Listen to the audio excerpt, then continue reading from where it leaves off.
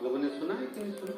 ये शब्द लोगों के मुंह पर रहता है, गो गंगा गो गंगा। गो गंगा का मतलब क्या होता है कि गंगा को लाने के लिए गौ माता के कंडे पर जलाए गए घी की गंध से जो 60,000 राख के ढेर मिले थे, तब जाकर गंगा मैया पृथ्वी पर प्रकट हुई थी। इसलिए गो गंगा का प्रमाण हमारे यहाँ शास्त्र वर्णन करते,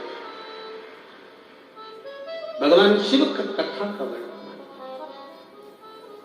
अब जरा ध्यान देना, बड़ी सुंदर एक कथा गोपितर्षु महापुराण की कथा के अंतर्गत।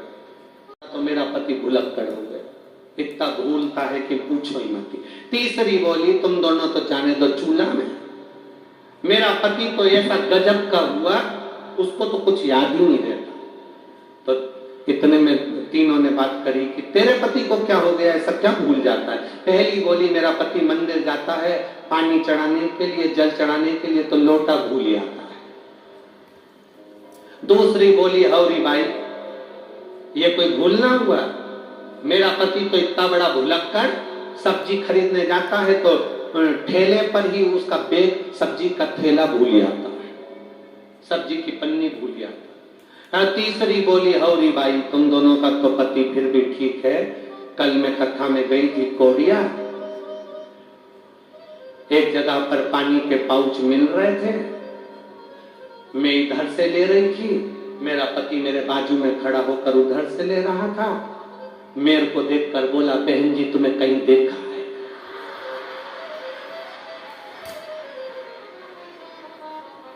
अब बताओ इन तीनों में सबसे ज्यादा भुलक्कड़ किसका पति? बस हम भी ऐसे ही आए थे शिव महापुराण की कथा सुनने के लिए, आए थे शंकर भगवान की कथा सुनने के लिए, जगह नहीं मिली तो पेड़ के नीचे बैठ गए, आनंद में बैठ गए, कहीं आवाज आ रही थी वहां बैठकर हमने कथा का तत्व ग्रहण कर लिया। चिंता मत करना, इतने भुलक्कड़ मत होना, मेरे बाबा की कथा में कहीं पर भी बैठकर सुन लो, मेरा शंकर भगवान तुम्हें भूलता नहीं है। झोली इस पवित्र कथा को जो सुनता है उसके पितर कभी नरक नहीं भोगते, वो देवलोक में प्रधान पहुंच जाते, देवलोक में पहुंचते। शायद छत्तीसगढ़ के इतिहास में पहली बार गाय माता की विवाह की कथा आप लोग सुनेंगे। आप लोगों ने सुनी है क्या कभी कि गाय का विवाह किसके साथ हुआ था, उसके बच्चे कितने हुए थे? और मुझे लगता है कि केवल छत्तीसगढ़ नहीं, जितने लोग आस्था चैनल पर, जितने लोग फेसबुक यूट्यूब पर कथा सुन रहे हैं, उन सबको ये मालूम होना चाहिए कि गौ माता का विवाह कब हुआ था, गौ माता का विवाह किसके साथ हुआ था, उनके पति का नाम क्या है, और पितरों से उनका संबंध क्या। क्यों गौ माता को रोटी दी जाती है और कहा जाता है कि पितरों की मुक्ति का उपाय?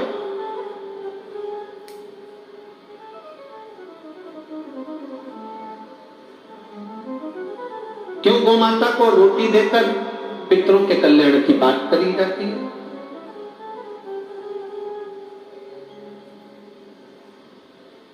गौ माता को ग्रास देकर पूर्वजों के कल्याण की बात करी जाती है। शिव महापुराण की कथा तो यहां तक कहती है, आपके पास में श्राद्ध करने के लिए कुछ भी नहीं है, 16 श्राद्ध में अगर आपको एक ब्राह्मण को भोजन कराने के लिए धन भी नहीं है, किसी बहन बेटी को देने के लिए कुछ भी नहीं है, अगर 1 रुपया भी आप अन्नदान में नहीं कर सकते हो, तो शिव महापुराण की कथा कहती है कहीं घास लगी हो, उस घास को हाथ से नोच कर, खींच कर गाय माता के अगर मुख में भी दे दिया जाए तो पितरों को श्राद्ध के बराबर फल प्राप्त हो।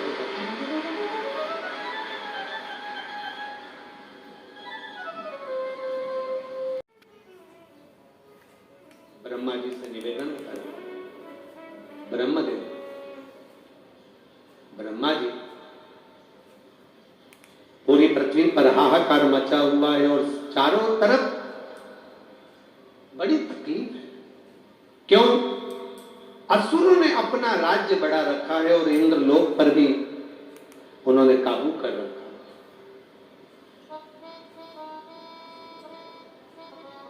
इंद्रलोक।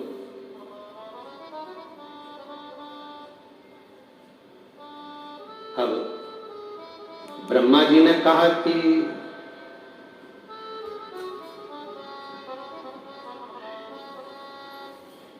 क्या चाहते, ये असुरों का राज्य कम हो जाए, देवताओं का राज्य फिर स्थापित हो जाए, धर्म की अधर्म का प्राणियों में विश्व का।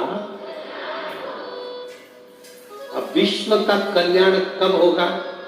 जब तुम्हारे अपने घर का पहले कल्याण हो। हम अंदर से दुखी हैं, हम अंदर से तकलीफ में हैं, हम अंदर से कष्ट में हैं, और हम विचार करें कि विश्व का कल्याण हो जाए। नहीं, पहले भीतर का सुख, भीतर का आनंद प्रकट होना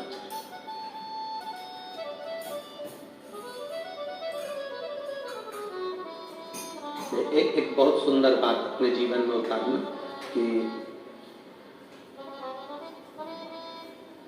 अगर भोजन नहीं पचता ना तो बीमार कर देगा। भोजन नहीं पचेगा तो क्या करेगा? बीमार कर देगा। धन, सुख, संपदा भगवान दे दे और वो नहीं पचता। कई लोगों को धन नहीं पचता है, इनकार आ जाता है, गलत जगह पर जाना चालू कर देते हैं, गलत मार्ग की ओर चले जाते हैं। भोजन नहीं पचता तो बीमार कर देगा।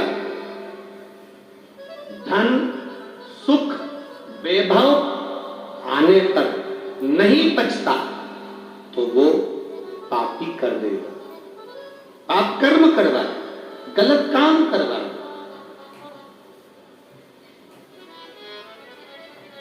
ज्ञान नहीं पचता तो वो अभिमानी बना देता।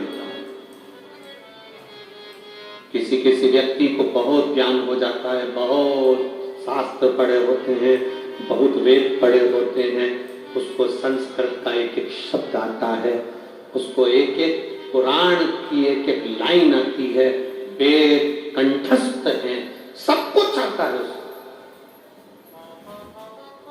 वो बड़ा ज्ञानी बन गए। पर ज्ञान प्राप्त करने पर पचना भी तो चाहिए। रावण भी तो ज्ञानी बन गया था, पचा। बहुत विद्वान बन गए और तुम्हारे अंदर विद्वानता आने पर, बहुत विद्वान बनने पर अगर तुम्हारा ज्ञान नहीं पचा तो तुम अभिमानी बन जाओगे। मुझे इतना आता है, क्या जानता है वो? उसको क्या आता है? उसको क्या प्राप्त होता है? संस्कृत बोलना आती नहीं, एक शब्द आता नहीं, वेद शास्त्र पुराण जानता नहीं, केवल अपनी अपनी बात कहता। मतलब तुम ज्ञानी, और ज्ञानी पुरुष बनने के बाद तुम ज्ञान को पचा नहीं पा रहे। जिसका ज्ञान पचता नहीं वो अभिमानी बन जाता। भोजन पचेगा नहीं तो बीमार कर देगा,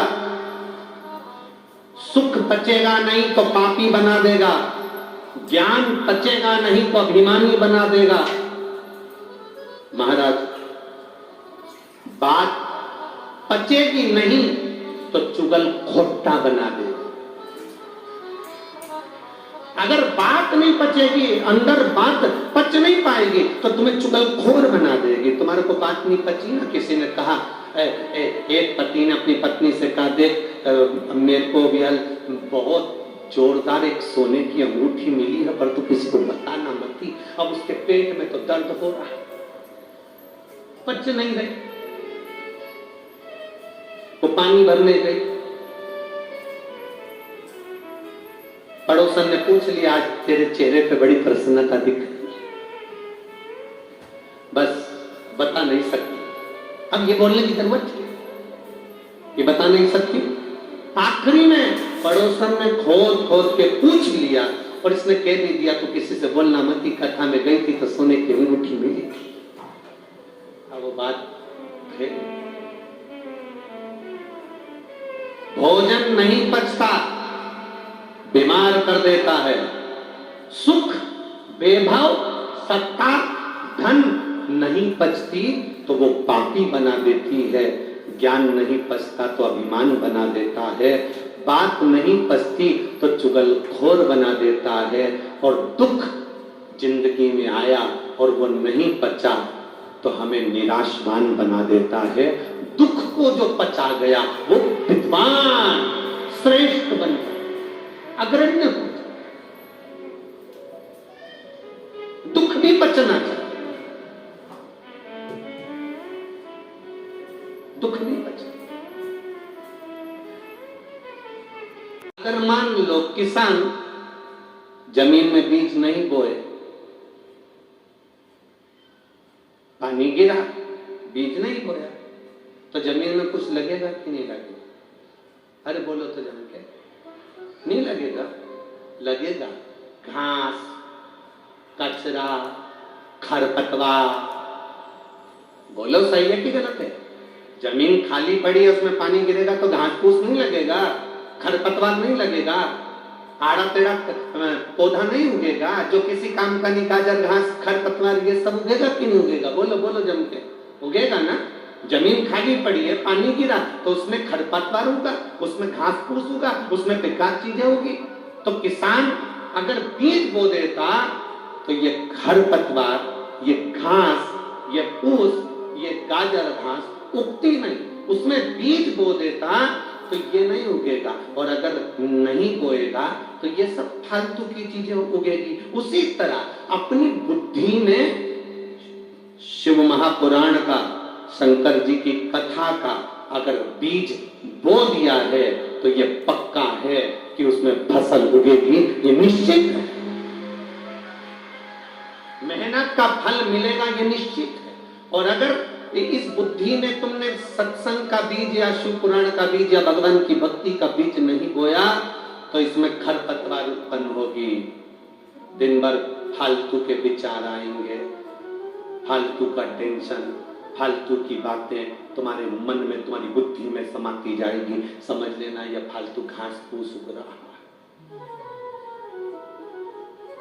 जब से शिव महापुराण की कथा लोगों ने सुनना चालू करी, लोगों के घर में लड़ाई झगड़े थोड़े कम हो गए। बोलो सही है कि गलत है? पहले सास भी फ्री थी, बहू भी फ्री थी, तो दिन भर लड़ाई होया करती थी। आजकल सास 2 बजे से 5 बजे तक टीवी पे बुक रहती है, बहू अपने कमरे लग गया, लोगों ने बाथरूम तोड़वाई, यहाँ बनवाई, सीढ़ी तोड़वाई, यहाँ बनवाई, ये करा वो बन करा। सारी दुनिया के लोगों ने सब कुछ तोड़वा के देख लिया, सब कुछ बदल के देख लिया। घर बदला, व्यापार बदला, दुकान बदली, सत्ता बदली, सब बदल कर देखा, पर व्यक्ति ने अपना मन बदल कर नहीं देखा। जिस दिन अपना मन बदल लेता उस दिन पूरा घर अपने आप सरल हो जाता, अच्छा हो जाता। हम सब कुछ बदले पर मन कहां बदलता?